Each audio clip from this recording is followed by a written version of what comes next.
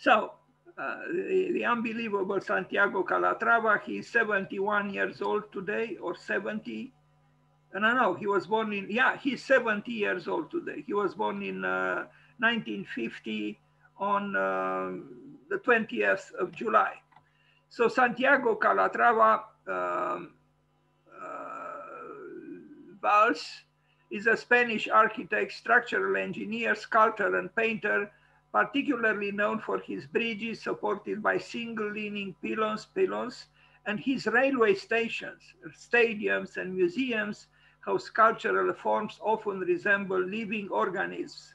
His best known works include the Olympic Sports Complex of Athens, the Milwaukee Art Museum, the Hsb Tower in Malmo, Sweden, the World Trade Center Transportation Hub in New York City, the Auditorio de Tenerife in Santa Cruz de Tenerife, the Margaret Hunt Hill Bridge in Dallas, Texas, and his largest project, the City of Arts and Sciences and Opera House in his birthplace, Valencia. His architectural firm has his offices in New York City, Doha, and Zurich. This is the man. I don't like the way he looks. I don't know. I don't like this man. I think he's kind of like, I don't know why I make this totally unwarranted comparison with Djokovic in tennis, who is actually a handsome man, but he provokes irritation in many people, although he's without doubt a great tennis player. Anyway, anyway, this is the great Santiago Calatrava. Il ponte di Calatrava colpisce ancora e poi ancora.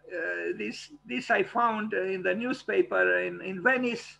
Attenzione, pavimento scivoloso. I think the bridge he built near Stazione Termini in Venezia is a disgrace. Anyway, we'll arrive at it hopefully. And Ernst's warehouse, I begin chronologically. The Ernst's warehouse in Kösfeldlettet in Germany, completed in 1985. This when apparently he first studied architecture, then engineering, although I read also reports in the opposite order. And then he studied in France, he studied in Spain, and he also studied in Zurich at the famous architecture school there. Anyway, this is an early work from 1985, and I think it's a good work if you think that at that time many architects were very influenced by postmodernism, but he didn't allow that to happen, and this is to his glory, so to speak. I think his engineering studies helped him because he was able, and yes, in this case, he is a unique case. I mean, he was able to mingle architecture with engineering and in a way to contradict Walter Gropius, who said architecture begins where engineering ends. Not for Calatrava.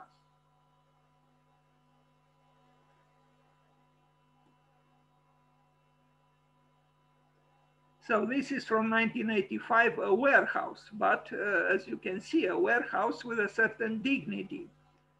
Now, I see here a certain chronology from 1992 until 2005. We'll go one by one. The Puente del Alamilo in Sevilla, in 1992, Kenneth Frampton wrote about the works of Santiago Calatrava under the title "Look, No Hands," like a bicyclist who is taking his hands off the handles of the bike and still runs or bikes convincingly. But to me, there is something a little bit facile about this "look, no hands." I mean, it's showmanship. It's a tour de force, but a little bit. I don't know. A little bit facile, I would say.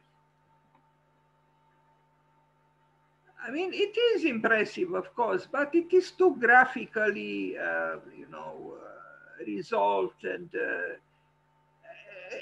again, I think there is, in many of his works, if not all of them, there is a tendency to pacify between opposite forces, but without that truly difficult step that, for example, the alchemist took in order to transform lead into gold. It's in a way it became too easy. But then maybe those who were the contemporaries of Mozart would have thought the same way about Mozart, that he just produced, at 4 years old. Or a little later, symphonies just like that. He just produced them. I don't know if you know, but I read that actually Mozart was composing masterpieces while playing pool, and I mean, it is incredible. Some people have indeed what is called genius.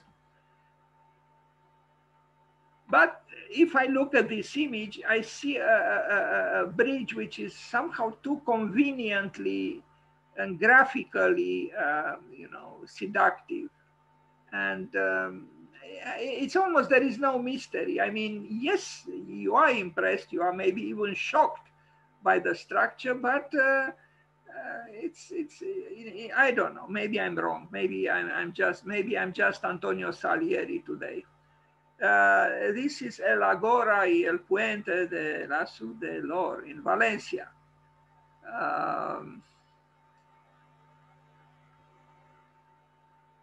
Yes, it's very easy to take beautiful pictures of his work. I mean, his work is about, in fact, he himself succumbs to admiring his own work. As I told you, I hope I have that picture in this presentation where he takes where he watercolors his own work. Is unbelievable, actually. It's actually, I think it's in bad taste to make a watercolor of your own architectural work, of your own building. I really think it's in bad taste. Okay, call me Antonio Salieri, call me envious, maybe I'm both, but I think it's in bad taste. I mean, can you imagine Frank Lloyd Wright making a watercolor of his Guggenheim Museum, sitting on a bench, across the street from the museum? Or it's something about it. I mean, it's narcissism sickens me. He's probably a sad man, and as sad as that so-called artwork on that wall. I mean, he could do better, he could collect great artworks instead of that pathetic illustration of a tree there. Anyway, again, maybe I'm Antonio Salieri. City of Arts and Sciences, Valencia. This is a melodramatic architecture. I mean, Spain struggles with many issues. Did they need to build this mega, show here? What is it for, really? Its triumphalism turns me off. I mean, yes, it is seductive in terms of forms, yes, but it's so alien and so self-assured. Its confidence, self-confidence is almost unacceptable. I mean, I'm not against futurism at all. I'm not against exploring the future at all. But this is something too inflated, as I put it, architectura umflată. It's well done. Of course, it's for all to see. It's interesting, but it's too convenient. It has no hesitation. There is no Hamlet here. I like Hamlet. I like hesitations. And it's so melodramatic, you would say that, unbelievable things happen here. But I don't know what unbelievable things happen there.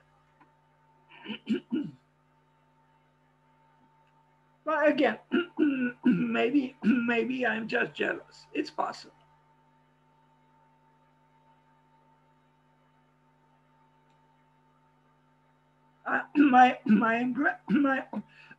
I'm sorry, you see, God is even taking my voice away, so I'm probably totally wrong in what I say. But I'm happy that tomorrow I will have the chance to talk about Zikur Leverance, who is the very opposite of Santiago Calatrava. Although he probably had a big ego too. Kenneth Frampton wrote me once that to justify that he didn't respond to my invitation to come one day here on Zoom, and he promised he would.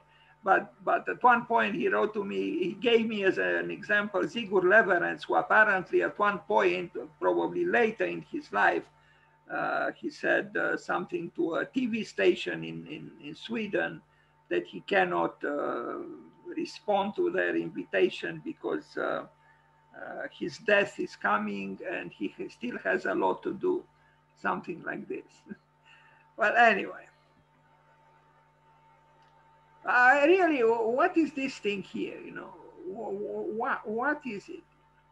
It's so facile. You know, it's useless. I mean, I'm not against useless things. Every day I mention the peacock of John Ruskin, but but but this is a little bit too far. You know, I don't think it's actually the peacock's tail. It's something else. Maybe I'm wrong. Maybe this is as noble as Brasilia by Oscar Niemeyer, although Niemeyer himself is culpable of or guilty of a little bit of facile graphisms here and there.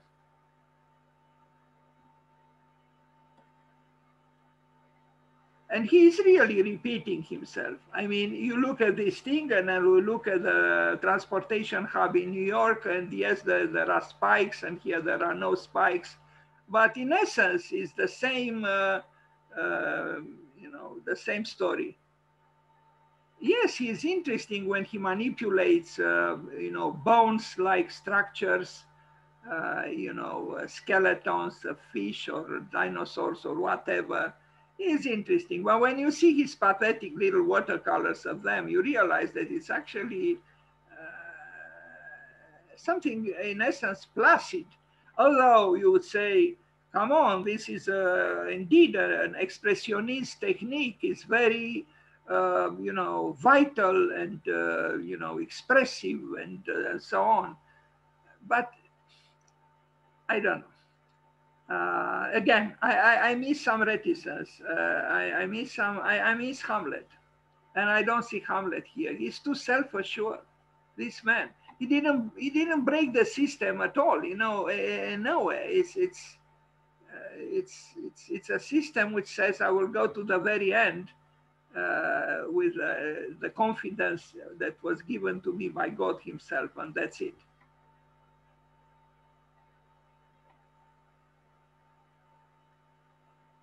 I'm not saying, again, I'm not saying that, you know, the forms I look at are not interesting. They are. But I am not so sure they tell the truth here. You know, they are too showy, you know. It's a tour de force for the sake of, you know, being a tour de force. I would like to see some social housing done by Calatrava, if he can do it.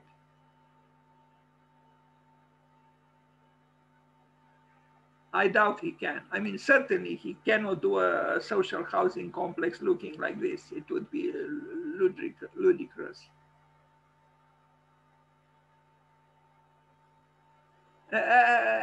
He didn't plant this, you know, exotic animal in front of his buildings, but they do go together. You know, it's the melodrama of archaeology, and it's the melodrama of you know, bored contemporary citizens who want eccentricities. And yes, here it is. You know, Steven Spielberg, Calatrava, they are kind of belong to the same realm. Again, it's not an accident that this thing was planted here. It wasn't him, I'm sure, who chose it, but those who chose it actually chose it correctly.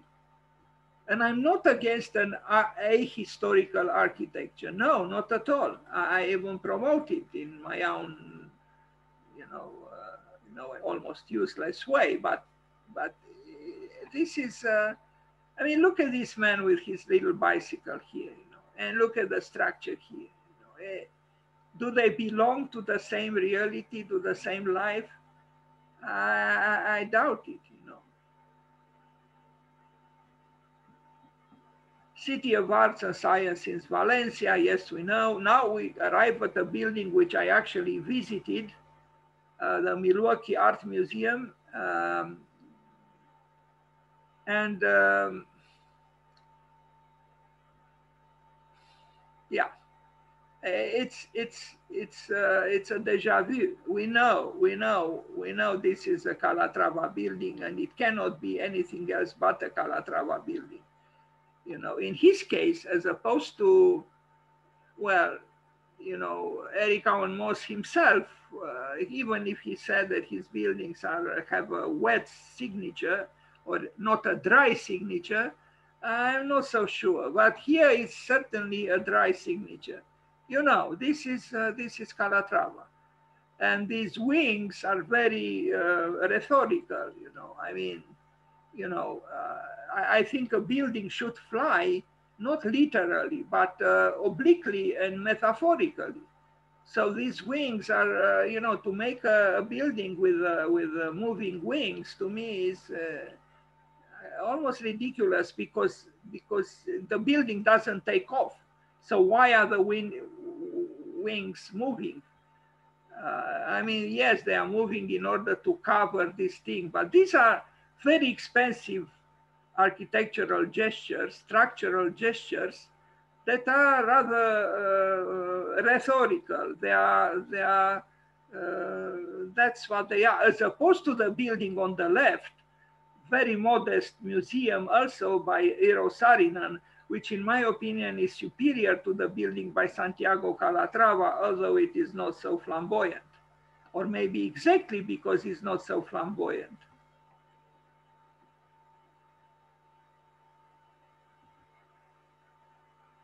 Here are his you know, watercolors.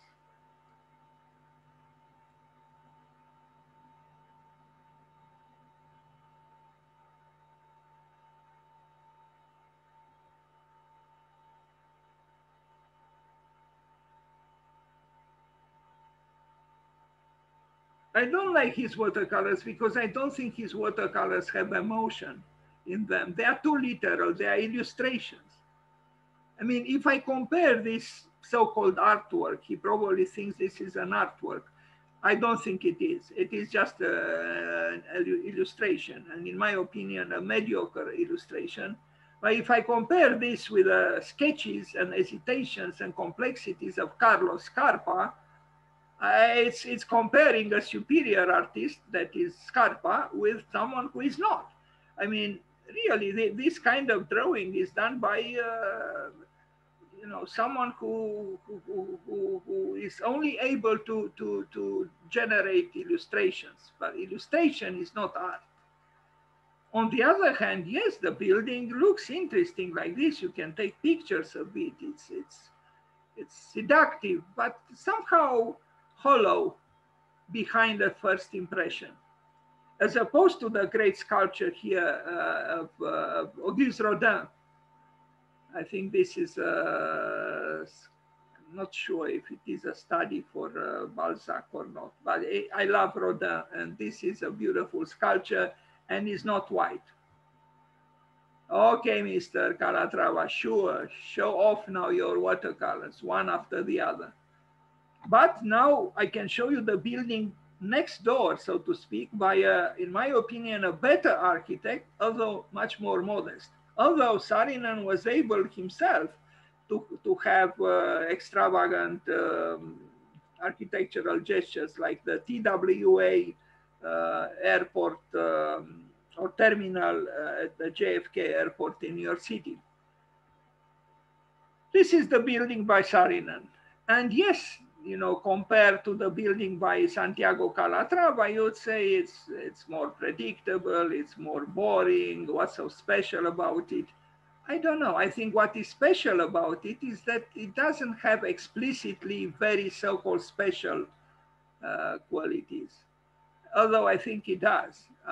And it's it's almost like the difference between two people. One who is flamboyantly so-called beautiful, let's say from Miss Universe or something, but who inside is not really very rich and complex, and someone who is not so-called beautiful towards the outside, but the interior is very complex and rich.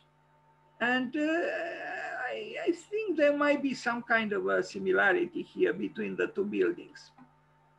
This is maybe not a masterpiece by Saarinen, but it's a building which knows its limits, as opposed to the building by, I mean, if you just look here at the tectonics of the buildings, there is more complexity here than in this banal row of glasses and glass and this, persistent whiteness.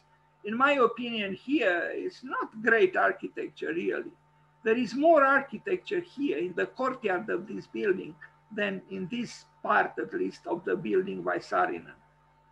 Or this, So here we have, orthogonal architecture. Here we have, curvatures and so on. But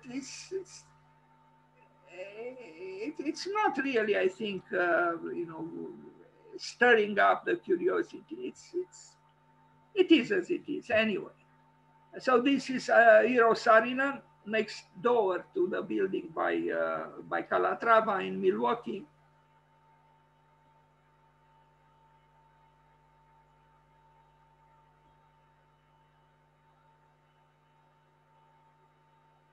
But Saarinen didn't do the sculpture, the statue.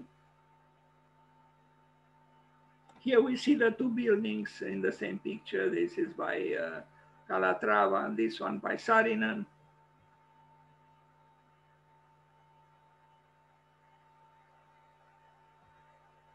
I love this staircase by Eero Saarinen. I think it's very well done. I mean, in this picture, I think you can see clearly that this building, it doesn't have the substance of this one. Now, of course, here we don't see the whole building, but still, this is, I would say superficial architecture. While here, it is not. This staircase is beautiful. Its architecture is very well crafted. It has gravity, it has seriousness, it has articulations that are worthy of being contemplated. I think it's a good work.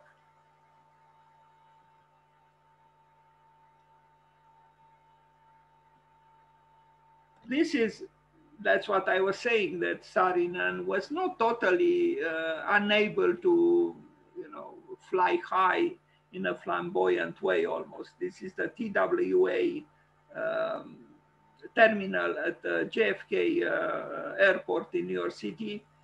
But even here, I think he's superior to Calatrava. Because in the case of Calatrava, in my opinion, he's a little bit predictable, actually, in his unending quest for unpredictability. So it's interesting that Saarinen did this work, but also did that museum near Calatrava's building in Milwaukee. Maybe I like to think that maybe Calatrava thought of connecting with Saarinen via this building in New York. But this building was done, at the time when there was no parametric design, there was no computer, and still I think it's a great building. Was a great building and is a great building by Eero Saarinen. And thanks to it, actually, in a way, Sydney has the opera in Sydney. Why? Because Saarinen was the chief juror of the jury that chose the project by Saarinen, by John Utzon. And because in a way there were perhaps some similarities between the opera in Sydney as designed by John Utzon and this building, this particular building by Saarinen. But there are complexities here which I think are superior to, at least to some of the works by Santiago Calatrava. Now, the Athens Olympic Sports Complex by Calatrava, he can be tiring a little bit with his, he has a maniera, he's a mannerist. And, you know, once you become familiar with his way of doing things, it's, yes, he can be impressive. And this picture, for example, is impressive. But perhaps the wording of Kenneth Frampton was appropriate. Look, no hands. So he took his hands off the handles of the bicycle, right? And he still bikes. But there is a certain emptiness in the facility that of his, you know, teenage, you know, behavior, so to speak. And it's possible that Frampton, with his wording, insinuated somehow a certain almost irony that is possible. I don't know.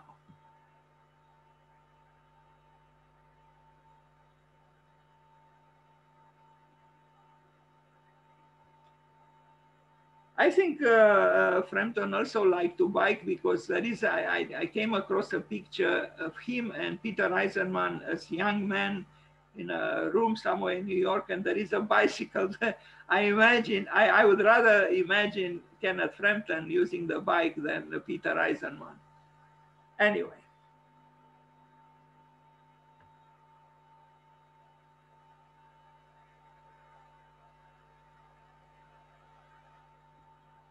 Auditorio de Tenerife, Santa Cruz, España, 2012. Now here, again, like in Valencia, there are architectural gestures which to me are very problematic, like this piece here. You know, what is it? You know, it's look at this, and it's even aggressive in my opinion. What is it? You know, yes, it is impeccably built, but there is an emptiness about it. You know, what is it? You know, what for? You know, and there is this astute angle which appears often in his works, which in my opinion shows a certain degree of misanthropy.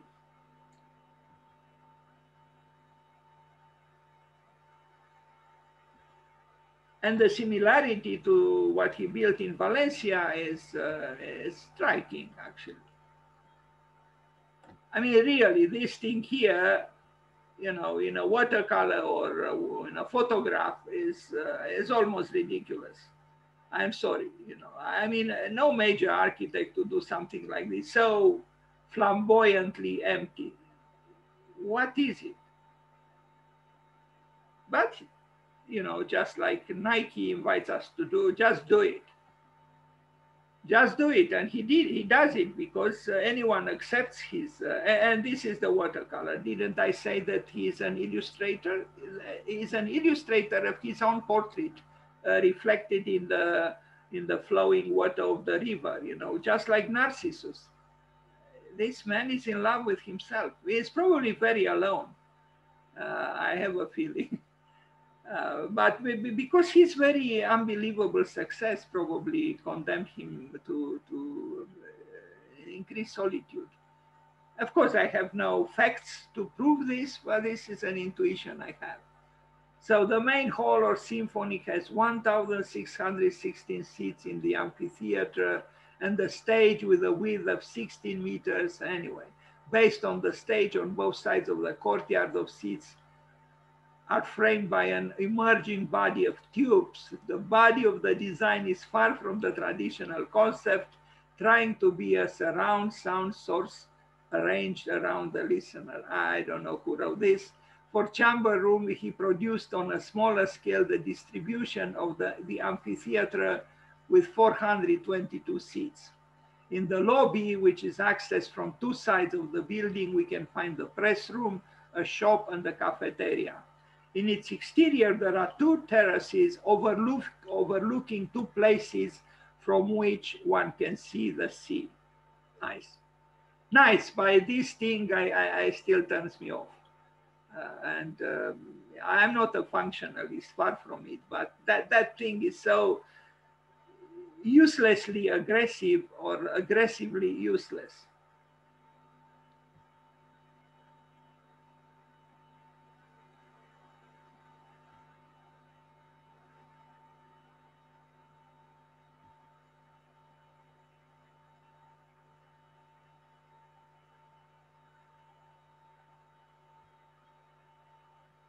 Somebody wrote, this is not my word. I found this word, and I think it's very, very appropriate to somehow describe his works. Param pam pam pam. Yes, in a way, it's about this. You know, it's showing off. Param pam pam pam. I like that word. Param pam pam pam. Yeah, that's what it is. It is a param pam pam pam.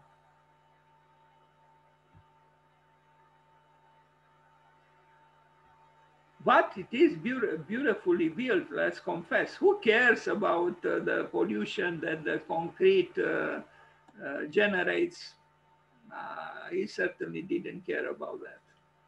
As Lacaton herself doesn't care, you know.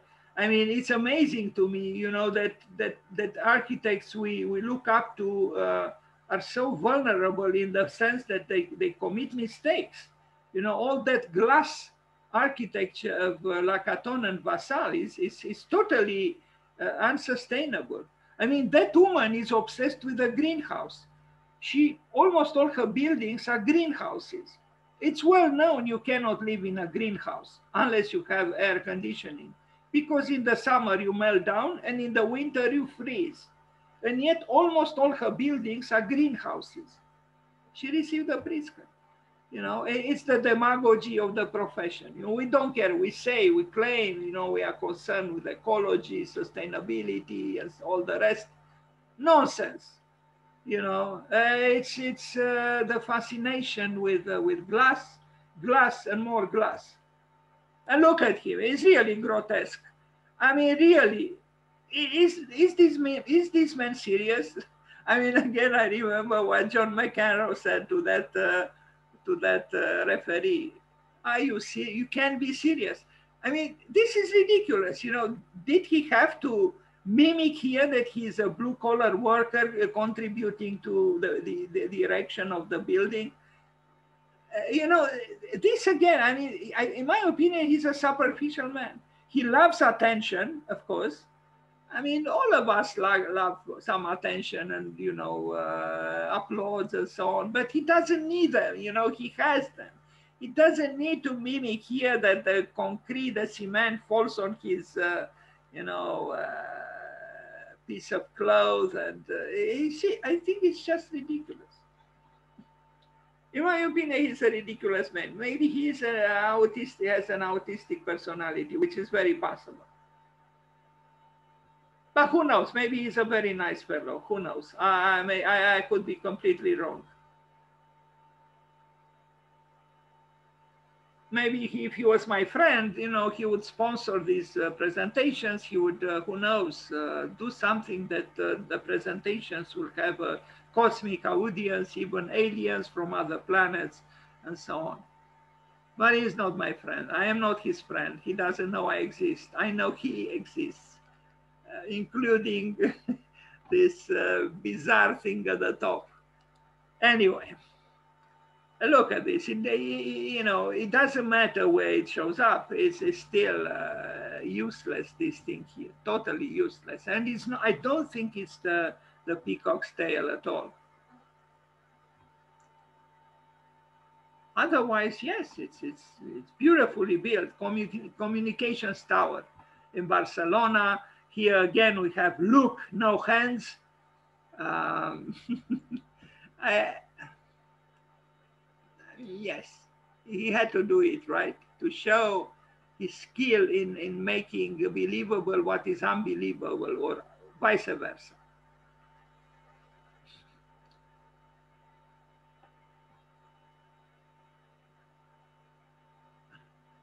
I wish I was a psychoanalyst to psychoanalyze a little bit Monsieur Calatrava.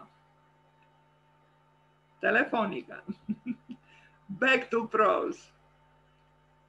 Anyway, it's okay. You know, it's alien architecture on Earth. Sure, why not? But I still think, you know, the fragment from Gaudi is, for me, is more appealing somehow. And this, I love this. You know, compare this to his tower. You know, was there an architect here? Probably not.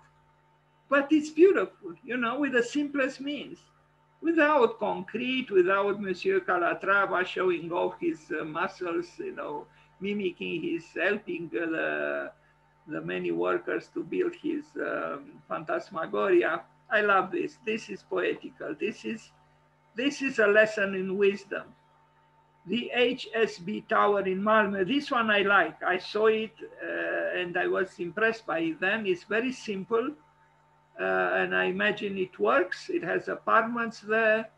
It's not, of course, a modest tower. Perhaps any tower cannot be modest. But this one is showing its engineering in a proper way, and it's elegant. You know, it has elegance. I liked it, and I'm happy Malmo built it. Malmo, by the way, is an unbelievable city. They have the city of the future there. I was coming from New York City, and when I arrived in Malmo, I had the feeling I came from the past into the future. I admire greatly the Swedes. What they did to their country, you know, somebody wrote to me recently that Sweden is a very rich and civilized country. Yes, it is, but it was not always rich. At the beginning of the 20th century, many Swedes immigrated. They went to the United States or some other places. It was a very poor country, but through industriousness, ingenuity, through science, through all kinds, through hard work and a lot of scruples, because what they do very, very well. You know, from even in music, they do very, very well. Truly, when I walked through here, you know, I felt, indeed I felt, I mean, these buildings maybe don't look so much as the architecture of the future, but I had a feeling that the level of urban sophistication and the civilization that I saw in Malmo was far away from what I saw in the United States. I mean, forward looking. And the building by Calatrava, in my opinion, is a good tower, as I said. Now, of course, he couldn't abstain from making references, so-called, to the human body, although I don't really see such a great similarity between his twisting tower and that much more modestly twisting of that torso. It is elegant. It is a good building. It is a good building. And he did it before, because today is very fashionable to do twisting towers. I even have myself a presentation just about twisting towers. But he was the first, or one of the very first, to do this.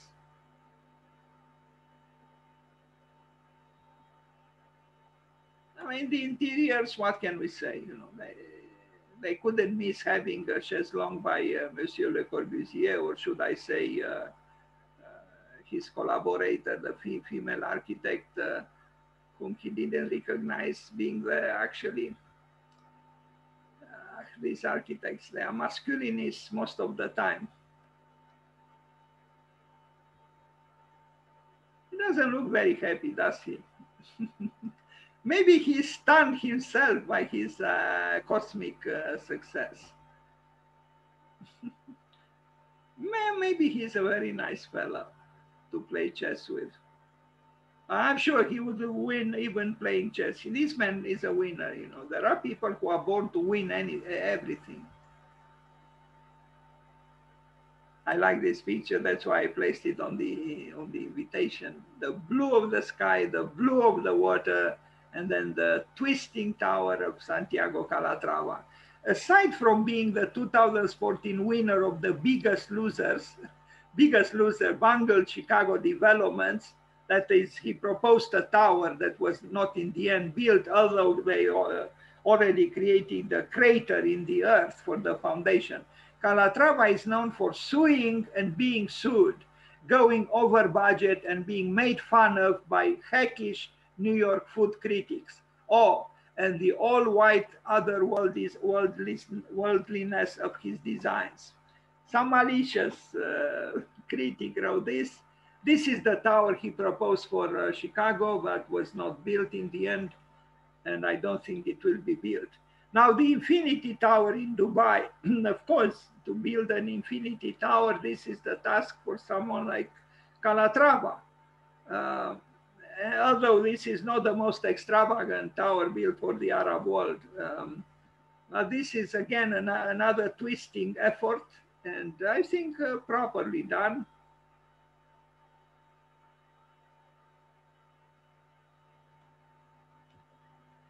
Now, our chairman, Mohamed Alabar, right, with the Spanish-Swiss architect Santiago Calatrava. Here they are with this incredible tower he proposed.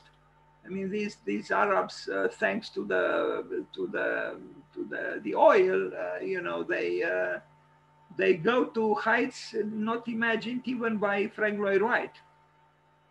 They both smile, although the smile of Santiago Calatrava is something of a grimace, a little bit. Anyway.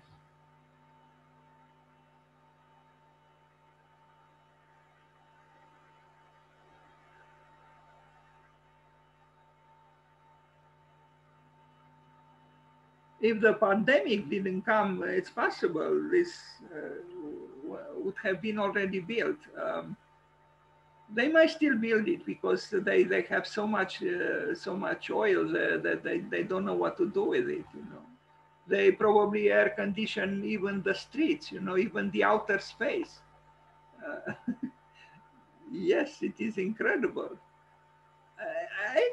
What can we say? If it is built, it will be the talk of the town. I mean, you know, Eiffel Tower in Paris is minuscule compared to this. Totally minuscule, totally insignificant.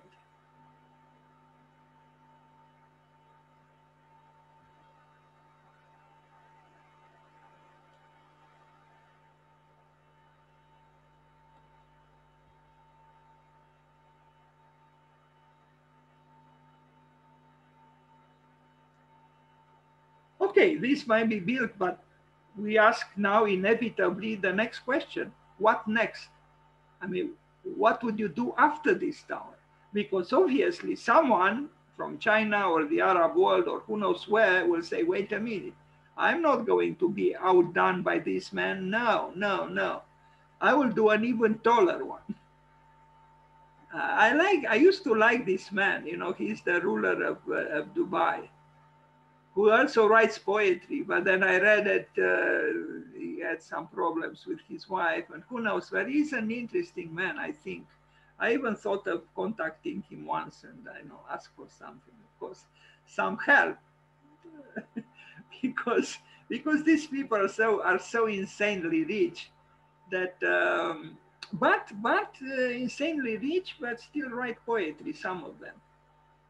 So where is Tour Eiffel? It's not even here. These are the pathetic Petronas towers by Cesar Pelli, of whom I talked, Willis Tower, Trump, whatever. You know, these are all pathetic.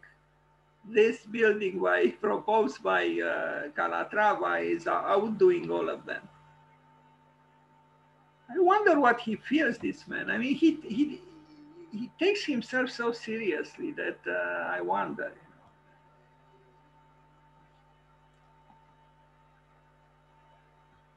Calatrava in New York. In my opinion, it is a total disaster what he did in Manhattan. And it's not just in my opinion. Other people screamed loudly against this horror. The World Trade Center transportation hub. during the construction is still not so alarmingly unacceptable because the spikes are not yet there. But here they are, we are moving in that direction, is the cathedral of transportation. I don't know. I mean, is it what we need really, you know, to bring God into the house of transportation? Again, I think there are many aspects in his work that are demagogical. And look at this. I mean, I read that kids are actually frightened by this, and not only kids. What are these things? I mean, these are immense. What are they for? On both sides. You know, this.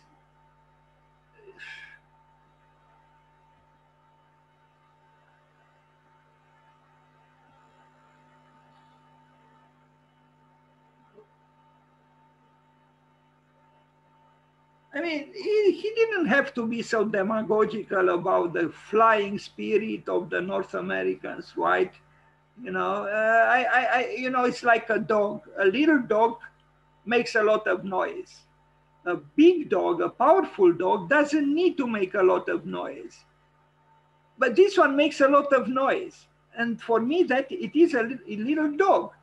A strong, genuinely strong building or dog doesn't make a lot of noise, doesn't need to make a lot of noise. It's the small one that is so flamboyantly screaming out, you know, look, no hands. Really, this is pathetic. I mean, this is, and I will read here some words by the journalists and other people. They all think it's outrageous what he built. Yes, the interior, yes, in a way. I mean, this building was more than $1 billion. You know, the cost was, you know, you could build a city easily with that money.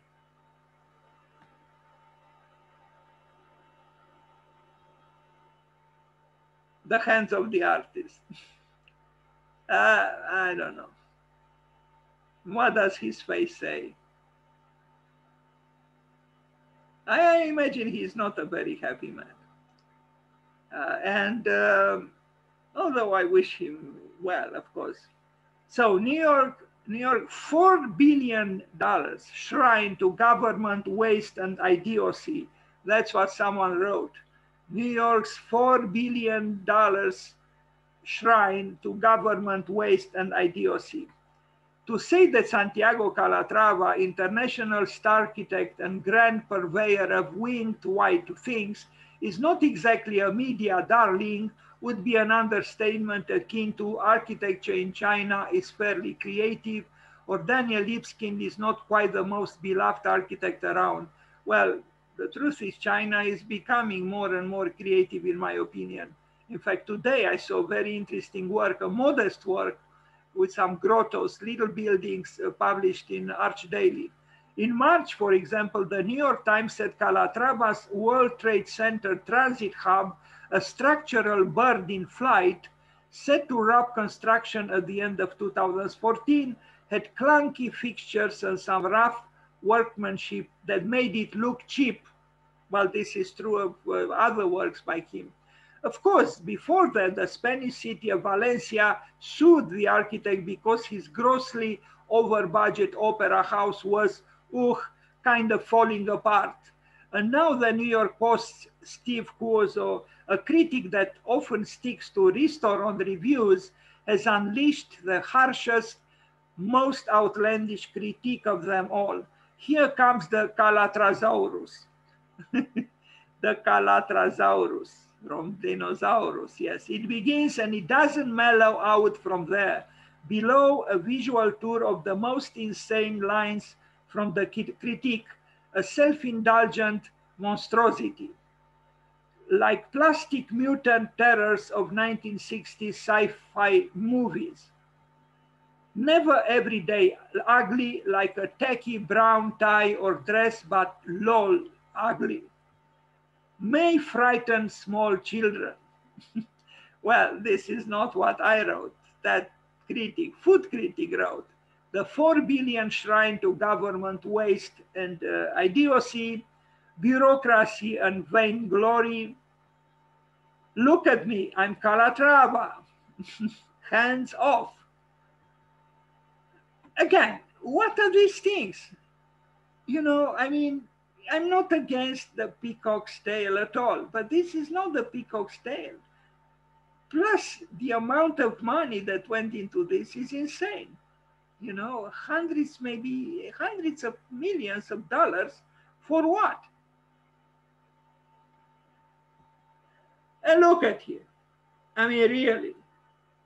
I mean, really, he's painting, he's watercoloring his own monstrosity, dressed with a tie and a white shirt and the suit. And of course, with paparazzis around him. This is almost a summum of ridiculousness. Doesn't he realize this man probably needed some affection in his early years from his mother, and he probably didn't get it. Anyway, New York City, Manhattan, the wings, the useless wings of the bird in flight, and here they are. Even Lipskin, the eternal opportunist, is here applauding, and here is the governor of New York, Pataki, and this is the mayor of New York, Bloomberg, and here is the very modest architect, and I don't know who this person is. In my opinion, they're all ridiculous.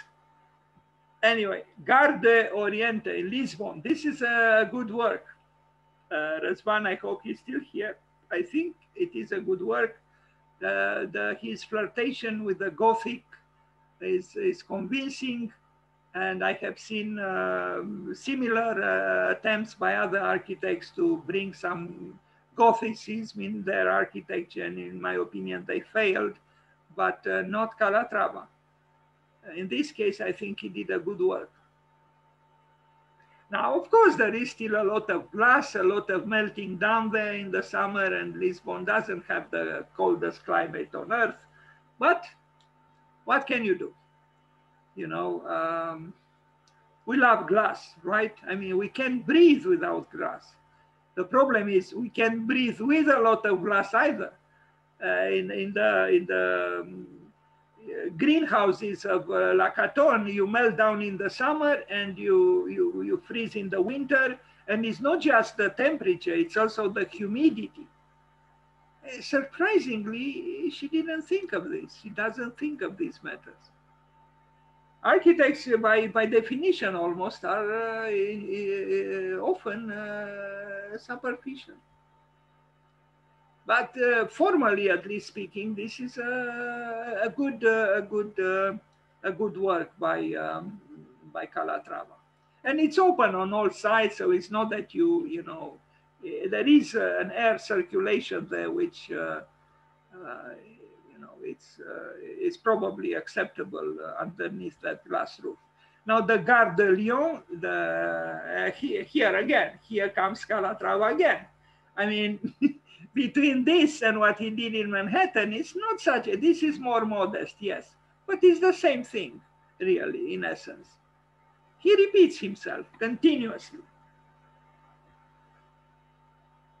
Why? Because he's in love with himself. He cannot remove himself from his obsessive narcissism, self-love. And of course, he did some watercolors. Maybe these were just initial watercolor studies, so to speak, but they are timid. These are more sensitive than some others. These have a little bit of sensitivity that I would not dismiss. Liège. Don't expect from Calatrava very modest gestures. No, it has to be big. The curvature has to be big, huge. Look, yes, it is impressive, you know, but why does it need to be so impressive?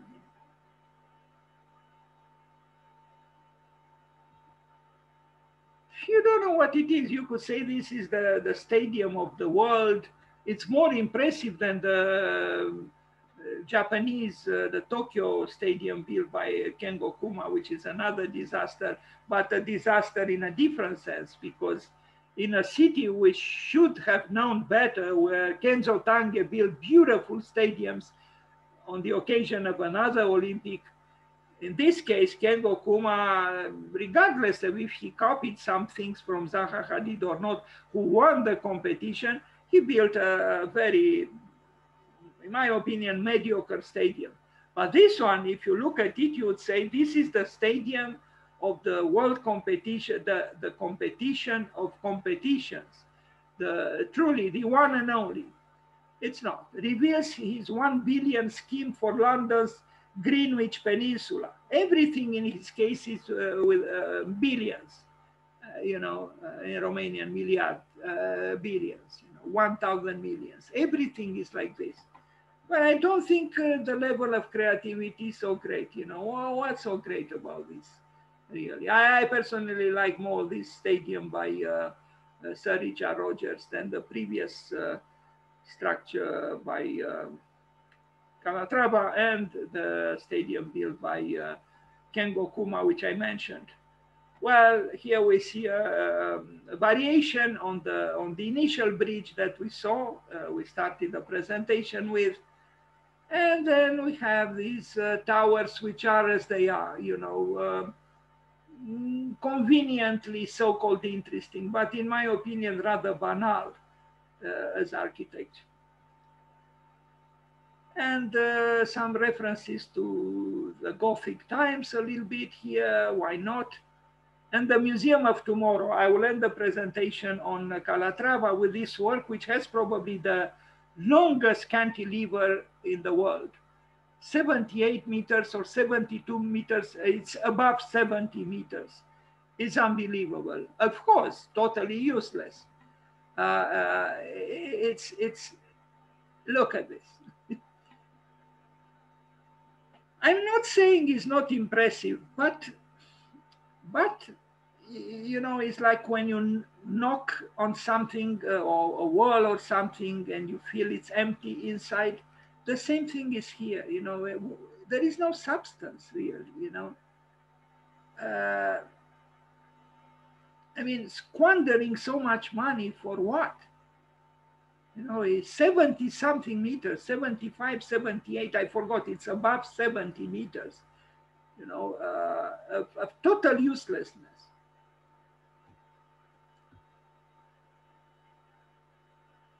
Now, if this expresses the tumultuousness of the artist, the longings of the artist for the absolute, for the infinite, I would say that that longing in the case of an artist is a little bit different in spirit. If I refer to the birds in flight by Brâncuș, and the modesty of his living when he made them, plus his birds do not move their wings like Calatrava's museum in Milwaukee. Yes, there is a fight with the gravity, and even in the case of Brâncuș, I read his sculptures. Now, I don't know if it's true, but I read that his birds are not so pure as they appear to be, that there is actually a thin, narrow steel structure within the bird to make it, I don't know if it's true, but that's what I read.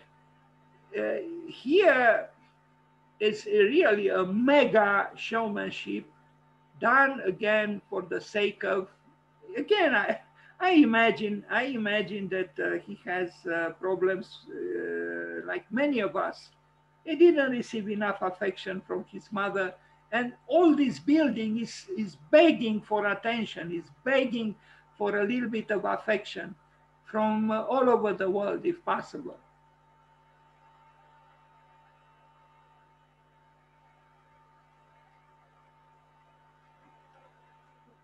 I mean, when you think about the slums of Rio de Janeiro or Brazil in general, and you look at this mega building, with its unbelievable cantilevers, you wonder, do they belong to the same world?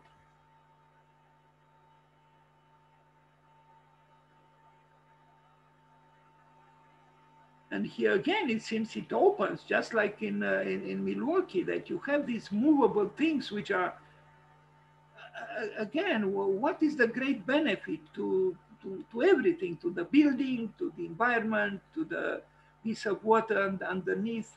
Why are these things done?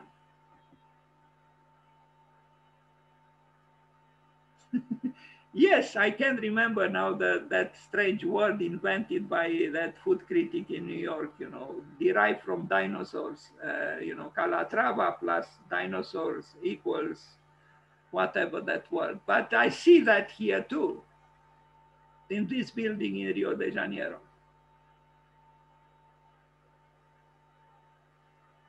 But all in all, the world is doing fine. I mean, if we can afford in Brazil or in some other parts of the world to build like this, certainly things are not going badly.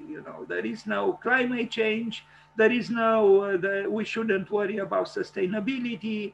We shouldn't worry about the pandemic. The force, the power of the human being is undeniable. And we can only move forward in this way, right? After we exhaust the Earth, of course, we'll go to Mars or who knows where, somewhere else. I like this picture because in this picture, is a building which mimics flying and is a man who is not mimicking flying. He's throwing himself through some kind of flying through the air into the water. And the building is white and the boy is black. And somehow I see here almost two. I feel tempted to, make some commentary about this. Maybe we should inspire ourselves more from this young boy than from his this mega white dinosaur built by Mr. Calatrava. Maybe. Plus, what does this building have to do with him and with many like him in the city of Rio de Janeiro and in many other parts of Brazil? Not really, but who knows, maybe the country needs such mega shows for its self-esteem. Maybe. I'm not sure.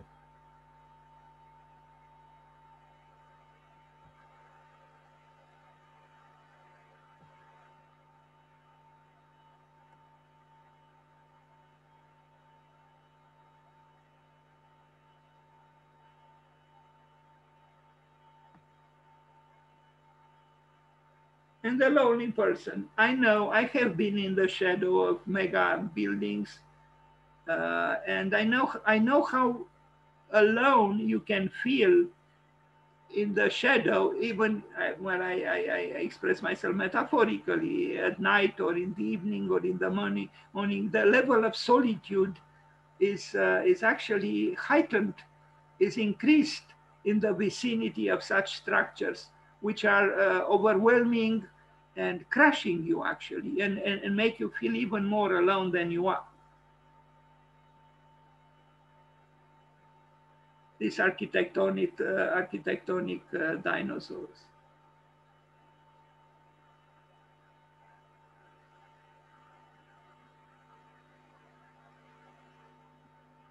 Okay, sorry, I had also Studio Gang, but I'm not going to talk about Studio Gang now. So